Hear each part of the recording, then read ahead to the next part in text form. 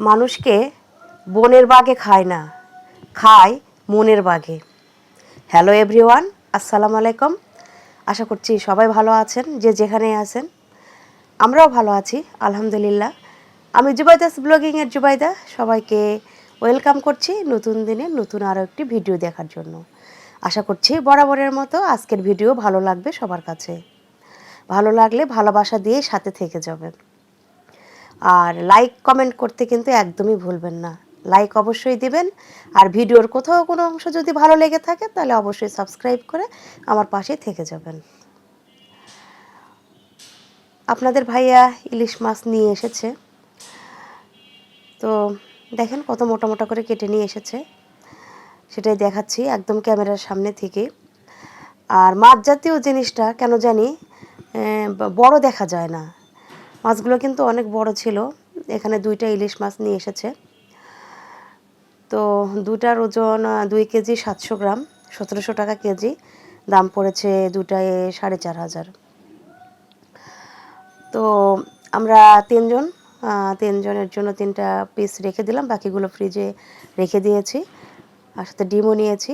আর এখানে সব রকম মশলা একটু একটু করে দিয়ে মাছটা ভেজে নেব, যেমন লবণ, হলুদ, মরিচের গুঁড়া, ধনিয়ার গুঁড়া, জিরার গুঁড়া, গরম মশলার গুঁড়া, দারচিনির একটু গুঁড়া, গোলমরিচ গুঁড়া, তারপরে সাদা এলাচ গুঁড়া, সবই একটু পাউডার টাইপের জিনিসগুলো, ওগুলো সবই একটু একটু করে মিশাবো, জাস্ট কিঞ্চিত পরিমাণে, যেহেতু মাছ আমার তিনজন মানুষ, এই জন্য। তো আপনাদের ভাইয়া যেভাবে বলেছে আমি ঠিক সেভাবেই নিয়েছি। সবগুলো একবারে মশলা মেখে মাছের সাথে আবার ম্যারিনেট করে নিয়ে মাছটা ভেজে নেব।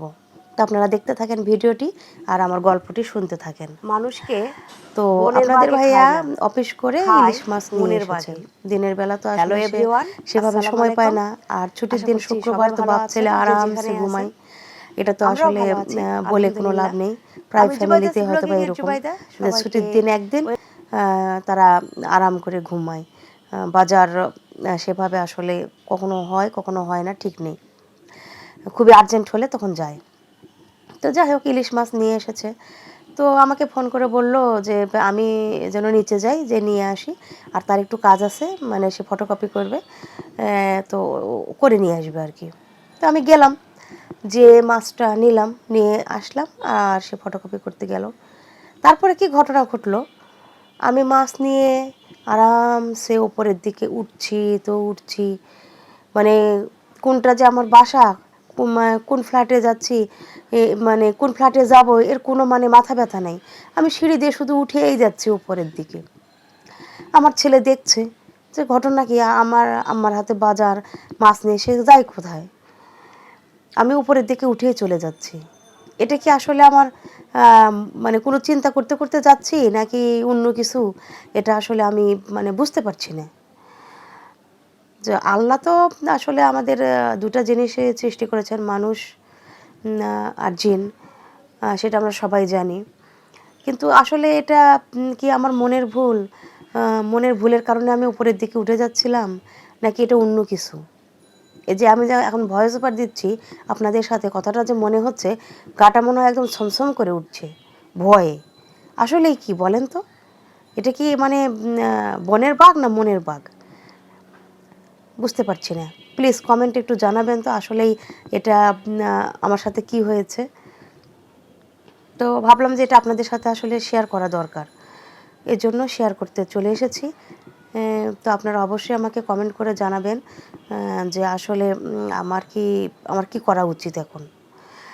তো এই আর কি, মানে আমার ছেলে যদি আমাকে না ডাকতো তাহলে আমি আসলে কোথায় যেতাম বা কী করতাম, না হচ্ছে একদম ছাদে তো দরজা আটকানো, সেখানে যে ধাক্কা খেতাম নাকি কি হতো আসলে এটা আমি বুঝতে পারছি না।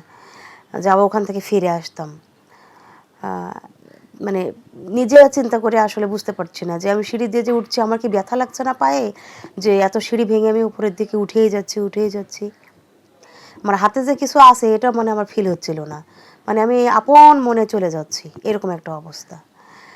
তো যাই হোক, এই আর কি। তো মাছ তো ভেজে নিলাম, দেখতেই পেলেন। আর সাথে গরম ভাতও রান্না করে নিয়েছি। আমি সাধারণত রাতের বেলা খাই না, মানে হালকা অন্য কিছু খাই, ভাত জাতীয় জিনিস খাই না, ভারী খাবার, কার্বোহাইড্রেট একটু অ্যাভয়েড করার চেষ্টা করি।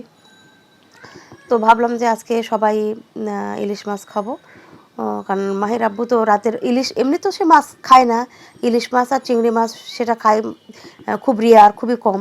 তো রাতের বেলা তো প্রশ্নে ওঠে না, কিন্তু তারপরে সেদিন বলল যে ঠিক আছে টাটকা মাছ নিয়ে এসেছি, ভাজো, আমরা তিনজনেই খাই। তো গরম গরম ভাত দিয়ে ইলিশ মাছটা ওভাবে ভেজেছি সব মশলা দিয়ে, এত ভালো হয়েছে মানে চিন্তার বাইরে। আপনারা একবার করে খেয়ে দেখবেন, হয়তো অনেকে মনে করবে যে ইলিশ মাছের মধ্যে কি এত মশলা যায়। সব কিছুই কিঞ্চিত পরিমাণে দিয়ে এভাবে ভেজে খাবেন, ট্রাস্ট মি, খুবই মজার, খুবই টেস্টি। একবার হলেও করে খেয়ে দেখবেন, দেখবেন যে আমার কথা আপনাদের বারবার মনে পড়বে, যে আমি আপনাদেরকে শিখিয়েছি।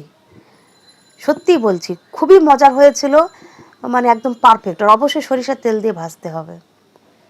ইলিশ মাছ তো সরিষার তেলের সাথেই ভালো যায়, এটা আমরা সবাই জানি। আর আমার ছেলে এই যে কোচিং থেকে চলে এসেছে, এখন খাবার খাবে, খেয়ে স্কুলে চলে যাবে। তো আমার বাসায় তো চিকেন ফ্রাই সবসময় মানে মেরিনেট করা থাকেই, ফ্রিজে থাকে, আর কাবাব, এই দুটো জিনিস আমার বাসায় সবসময়ই থাকে। তো ভেজে দিলাম, সে খেয়ে নেবে। আর এই যে তাকে টিফিন বানিয়ে দিয়েছি। তো এটা কিসের টিফিন, মানে কি দিলাম সেটা আর একটা ভিডিওতে আমি দেখাবো।